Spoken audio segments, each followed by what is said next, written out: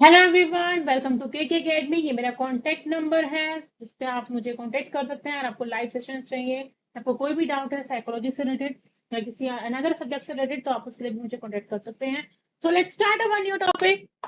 So guys, आज का हमारा टॉपिक है दैट इज एरिक एरिक्सन। जैसे कि हमने लास्ट में जो है साइकोएनालिटिकल थ्योरी पढ़ी थी, ऐसे ही हम एरिक एरिक्सन की 8 सीरीज ऑफ थ्योरी जो है वो हम पढ़ेंगे। जैसे कि आप पिक्चर में देख सकते हैं कि एरिक एरिक्सन जो है वो कैसे लग सकते थे।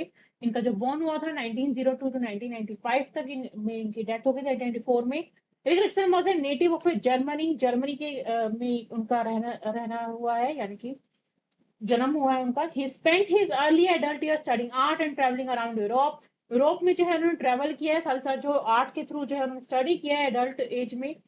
वो फेमस क्यों फेमस रही है? बिकॉज ऑफ ही साइकोलॉजिस्ट रही है। सिगमंड फ्रॉइड के साथ उन्होंने काम किया है साइकोएनालिसिस का। 1950 में जो है उन्होंने 8 सीरीज लिखे हैं एक मैन के, कि किस तरीके से जो है वो एक अपनी जर्नी जो है, एक इंसान, एक ह्यूमन बीइंग जो है वो कैसे जीता है।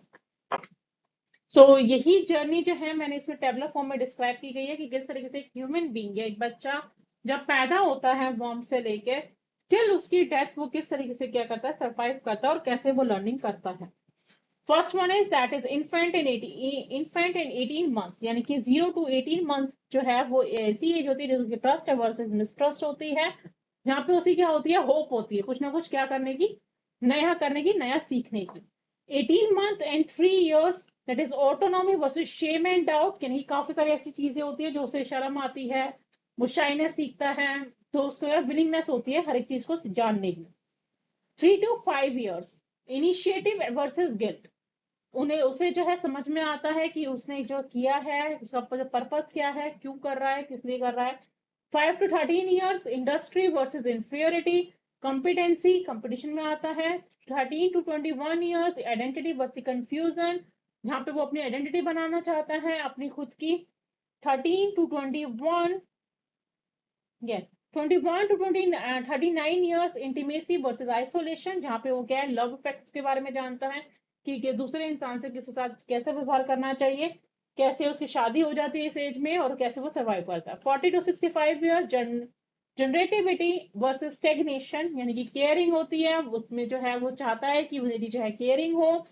65 and older integrity versus disappear wisdom, यानी कि वो क्या चाहता है कि आने वाली जनरेशन को कुछ ना कुछ ऐसा जो है वो सौंप कर जाए, ताकि आने वाली जनरेशन जो है वो उसे क्या कर सके, फॉलो कर सके।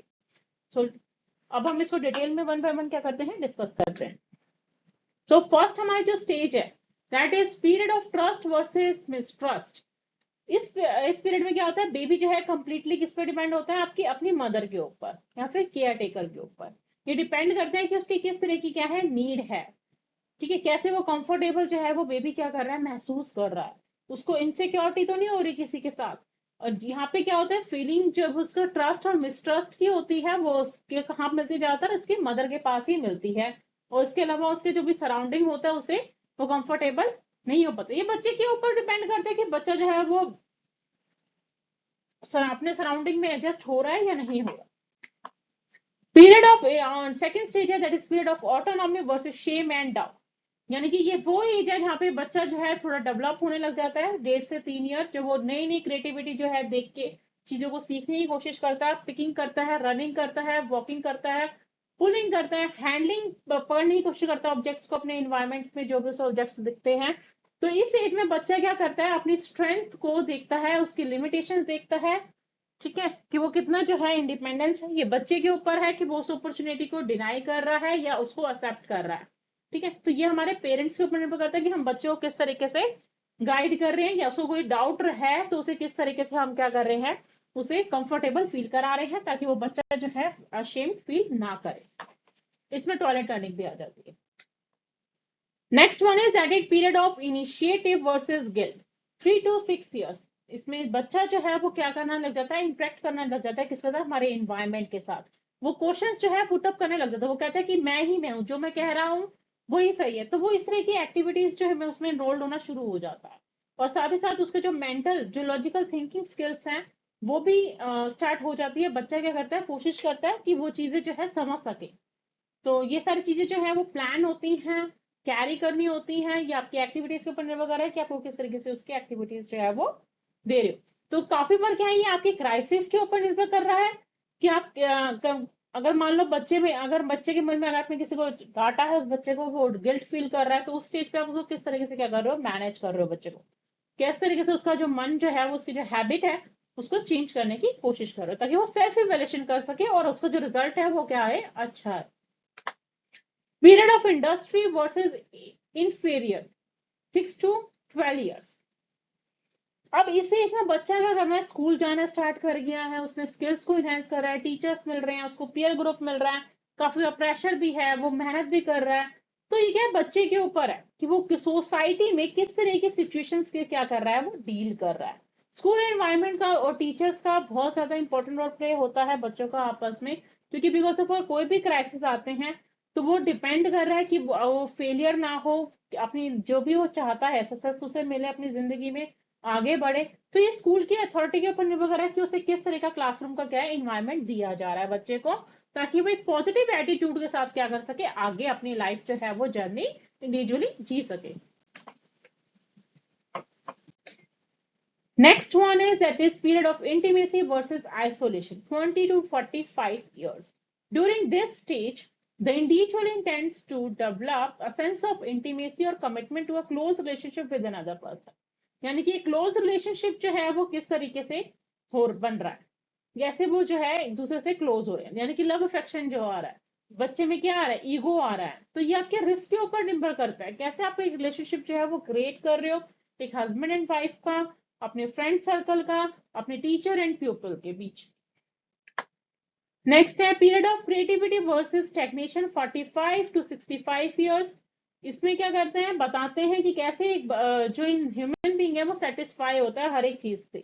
ठीक है, उसने अपनी जनरेशन जो है वो क्या कर ली है, जी ली है, अपने लाइफ का जो एक्सपीरियंस है वो अपनी आने वाली जो जर्नी है उनकी, ठीक है, या फैमिली मेंबर्स हैं, उनको क्या करता है, सौंपता है, उन्हें बताता है कि कैसे हमारी सोसाइटी से हम इनरोल्ड हो सकते हैं, कैसे हमने जो है अपनी जर्नी जी है। तो वो यानी कि अपनी लाइफ की जर्नी की क्या करते हैं, हम एक्सप्लेन करते हैं आने वाली जनरेशन को। तो काफी बार जो है वो लोग जो है इंडिविजुअल बेसिस पे जब हो जाते हैं तो ईगोसेटिक भी हो जाते हैं और सेल्फिश भी हो जाते हैं। तो वो डिपेंड कर रहा है कि कैसे इन्वायरमेंट से किस तरह की जर्नी जो है उन्होंने अपनी लाइफ में जी है।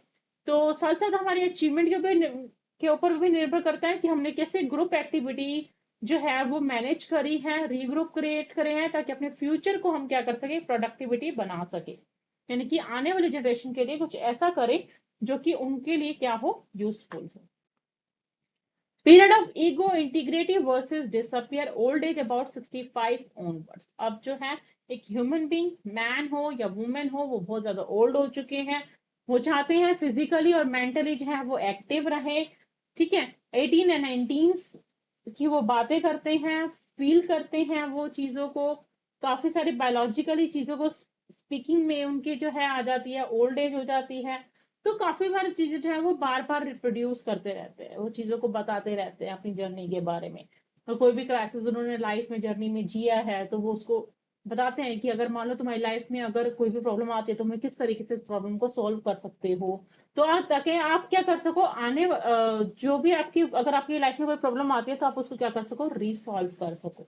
ठीक है, तो वो क्या कर देते हैं, बच्चे की तरह जो है हमें उन्हें ट्रीट करना चाहिए उस टाइम पे, उस एज में, ताकि वो आने वाली जनरेशन भी है क्या कर सके, वो सोशल डेवलपमेंट में एंगेज हो सके, हमें उसे ऐसा बनाना चाहिए।